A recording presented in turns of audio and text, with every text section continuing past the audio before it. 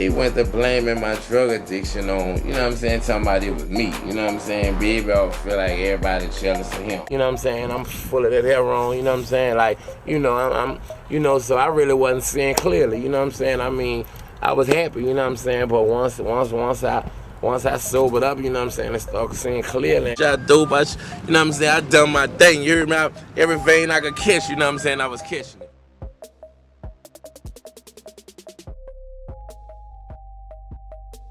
They brought anybody from the city knows the 13th Ward raised legends and lost souls in the same breath. Valley Street, uptown New Orleans held both tightly. Faded houses and dying grass told stories of struggle before anyone spoke a word. In the middle of all that bloodshed and murder grew a skinny little kid named Christopher Dawson. Nobody called that boy by his government though. The hood baptized him Lil Doogie because his ribs always showed more than his pockets. And light on weight and light on luck made the nickname fit that boy clean. Doogie didn't stumble into a childhood though. He survived one. His father, a longshoreman, was murdered, leaving a void inside his life. His mother worked jobs that broke her back and never paid enough to ease her worries. Doogie learned early that the streets paid quicker than the clock did. That boy grew up watching hustlers on the block. Money was power, even if it came dirty. Heroin crept into his bloodstream at a young age. First out of curiosity, then out of dependency, eventually out of necessity. That dope tugged him tighter than any support system ever did. His body shrank around the sickness, but Doogie liked the way to hide, erase the shit going on around him. He liked disappearing into the world full of that boy. He needed something soft to snort when the world stayed hard. Even through his addiction, Doogie built verses sharp enough to slice through any beat. His pain didn't sit silent. It crawled up into his throat every day. The 13th made him a hood reporter, rapping about the shit he seen on a daily basis. That boy wrote everything down in his rhymes. Later gone with the name BG,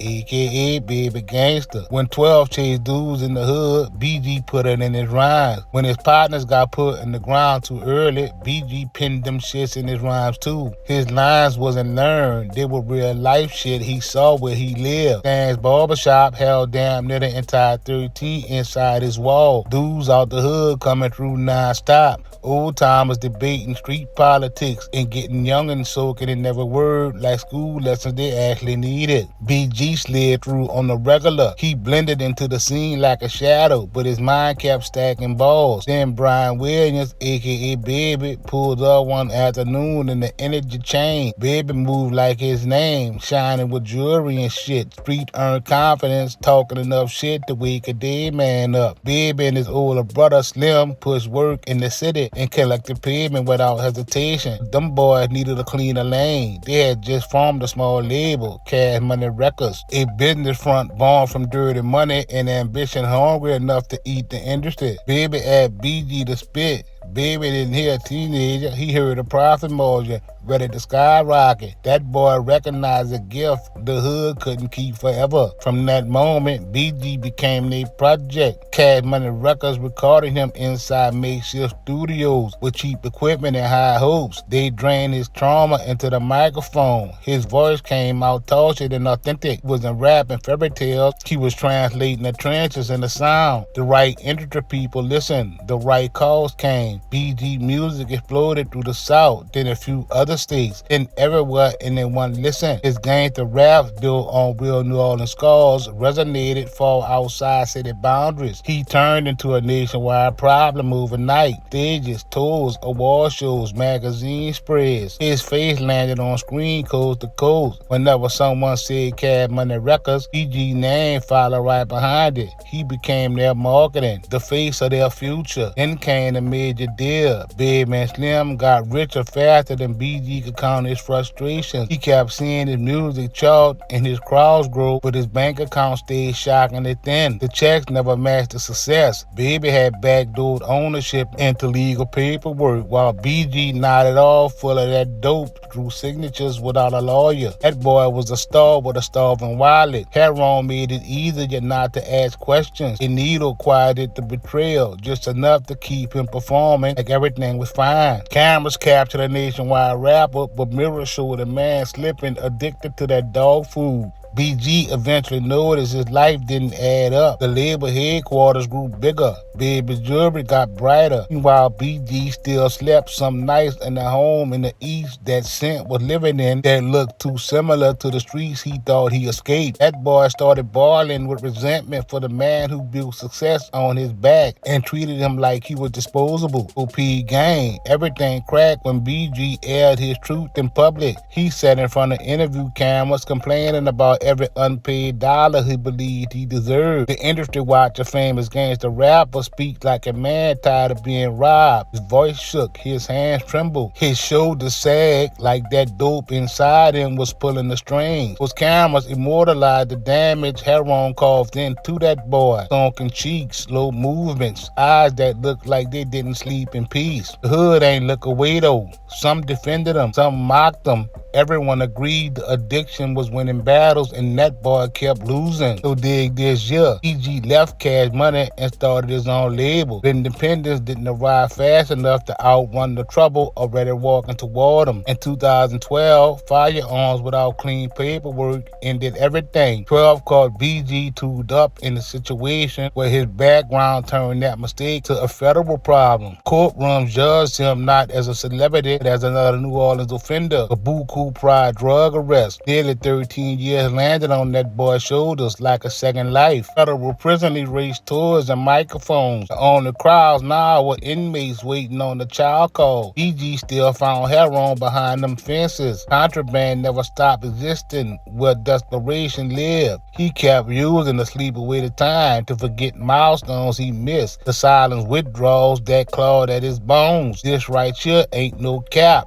It's all public record. That boy's career outside continued without him though. Cash Money had been replacing with new faces. Fans grew older. New youngins grew up not knowing his songs. Way the hood once did when he was rapping. While in the pen, BG scribbled lyrics on scrap paper anyway, but he didn't know if anyone would ever hear him. By the time his release came 13 years later, BG looked like what he had been through. Thinner, older, eyes heavy with weight that didn't fall off in the yard. The world he came back to was louder, faster, and less patient than he remembered. Even now, a giant in the industry approached BG with open arms that felt like traps dressed as opportunities. The label he helped create had become one of the biggest in rap worldwide. Every major artist wanted Cash Money's attention. Allegedly, it wouldn't be long before BG needed money and heroin. That combination made ego easy to swallow. That boy BG returned to business with the same man who starved him during his prime. Comeback narrative looked good on paper, but the music told the truth. BG's new song didn't hit or spark hype like before. His voice lacked that razor edge. War stories sound manufactured instead of pulled straight from fresh wounds. Industry noticed, the hood noticed. The lames on the internet tried to spin it as growth, but everyone felt the gap between the legend and the current reality. Hey bruh, social media became that boy BG new stage, and a brutal one. That's where he went with his move on Body by Brooke. A wealthy businesswoman and influencer with a massive online following and a lifestyle far removed from them little country as valley street corners. She took the internet by storm, posting high-end dinners, luxury packages, trips, branded partnerships. BG wanted a piece of that world. He slid into her DMs. The connection went viral. Soon they were an item. Then that boy called her his fiancée for the public to see. Whether she agreed fully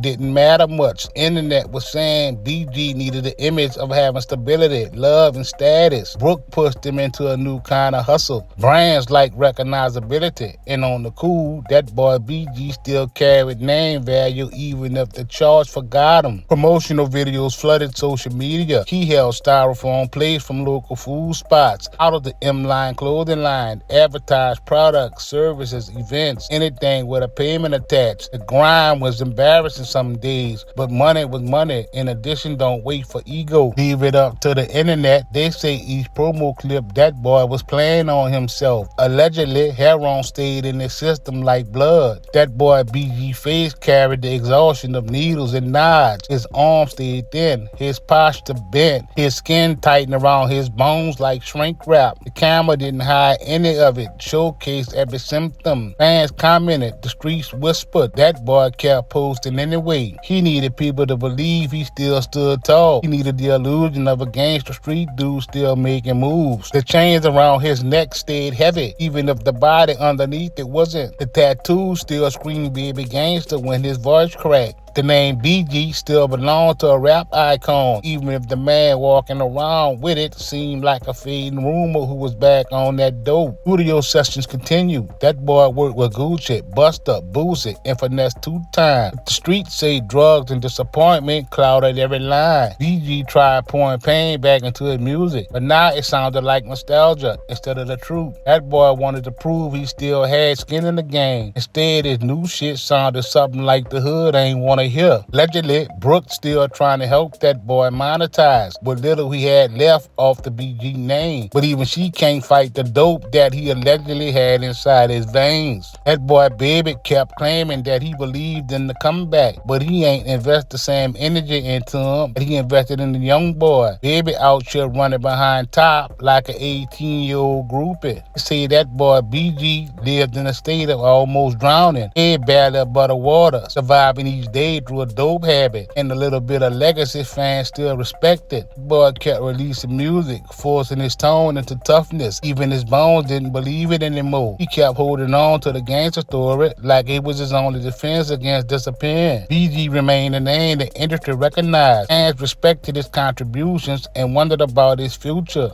That money level loosens his grips. Heroin had his claws inside him long before the fame, and tightened every time he tried to climb back up. The world watched his body shrink while his streaming numbers dipped, while his dependency allegedly grew. His gangster persona lived online while his real life stumbled in private. The boy from Vanna Street, who once helped build an empire with his voice, now fought just to keep its image intact. Addiction, unpaid debts, old wounds, and trash music weighed on him like anchors tied to his past. Every day that boy woke up hoping for a comeback story. Every night he slid a little deeper into the darkness that raised him. That boy BG still pushed new tracks though, still flashed that persona, still acted like the hood general. But the truth could be seen on his face from a mile away. To the streets, he was still that skinny teenager chasing relief in a drug that gave folks courage and delivered track marks. And even as he tried to stand tall, dropping music and holding on to a gangster image built in his prime, everyone could see what his ego refused to say. The war raging inside that boy BG wasn't close to being won.